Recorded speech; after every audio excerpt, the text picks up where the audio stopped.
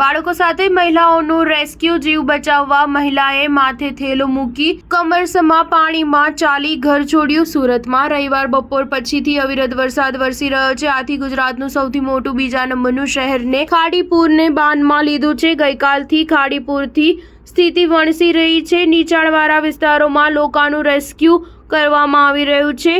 રસુલાબાદમાં લોકોને સાથે આવવા રેસ્ક્યू टीम अपील कर रही है. रेस्क्यू टीम लाउडस्पीकर थी अपील करता कहे છે कि किसी को आना है, पानी का स्तर और बढ़ रहा है, आपको सुरक्षित जगह ले जाते हैं. રસુલાબાદ વિસ્તારમાં પાણી કમર સુધી ભરાયા છે. લોકોના ઘરોમાં પણ પાણી ભરાયેલા છે. 10 જેટલા પરિવારોને સવારે 5 વાગે રેસ્ક્યુ કરવામાં આવ્યા હતા. મીઠી ખાડી 9 મીટરની સપાટીએ પહોંચી ગઈ છે. ભયજનક સપાટીથી અડધો મીટર દૂર છે. આથી લિંબાયત વિસ્તારમાં પાણીમાં ગરકાવ થઈ ગયો છે. સુરતમાં જળબંબાકારની સ્થિતિ જોવા મળી રહી છે. આજે ચોથા દિવસે પણ સતત વરસાદ પડતા ખાડીઓનું લેવલ વધતા અલગ અલગ જગ્યાએ પાણી ભરાયા છે. વરસાદના પગલે જનજીવન અસ્તવ્યસ્ત થઈ ગયું છે.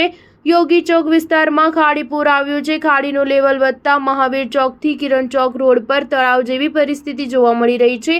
આખા રોડ પર કમરસમાં પાણી ભરાયા છે. આસપાસની દુકાનોમાં ખાડીના પાણી ઘૂસ્યા છે અને વાહન ચાલકોના વાહનો બંધ પડી ગયા છે. પાડ મધુવન પાસે સિલ્વર ક્રેસ્ટ બિલ્ડિંગની પાર્કિંગની દિવાલ રાત્રે 3 વાગે ધરાશાયી થઈ હતી. આથી પાર્ક કરેલી કારોમાં નુકસાન પહોંચ્યાનું જાણવા મળ્યું છે. બાજુમાં બિલ્ડિંગનું કામ ચાલતું હતું, જેના પાયા નખાઈ ગયા છે. સ્ટાર ન્યૂઝ 7 હંમેશા સચ્ચાઈની સાથે.